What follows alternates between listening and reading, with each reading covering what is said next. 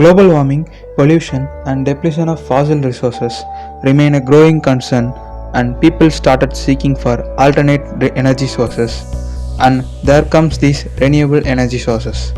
Most of these renewable energy sources are inherently DC in nature, so it becomes easier for transportation, but there is a lack of reliable protection in DC systems. And here we are with one such protection system to be used in DC microgrids.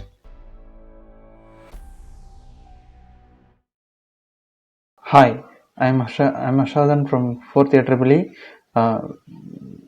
We are doing a project on titled Intelligent SiC Based SSCB breaker for microgrid protection.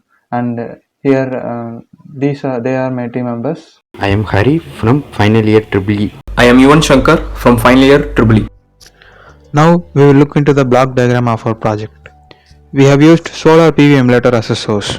A SiC driver and MOSFET is placed after it, and then comes a boost converter to step up the voltage, and then it is connected to the DC grid. Current and voltage sensors measure the value, and it is given as an input to the MSP controller. It processes the input based on the algorithms, and it makes a decision and generates a gate pulse accordingly. This gate pulse is used to operate the SiC MOSFET and the switch used in the converter. Now let's take a look at the flowchart of the algorithm.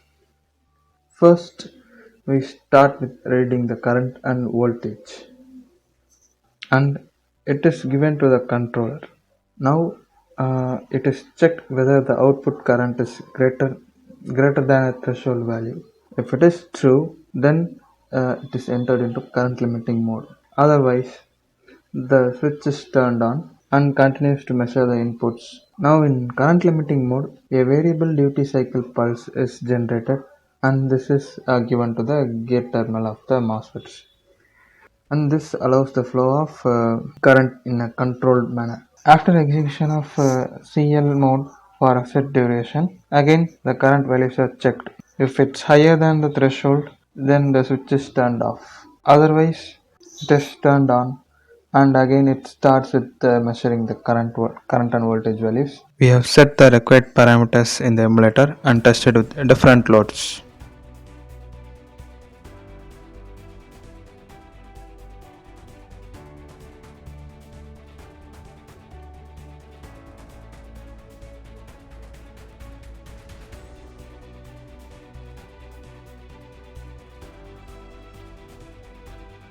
Gradually we increase the loads, and when the current increases beyond the threshold, it enters into current limiting mode.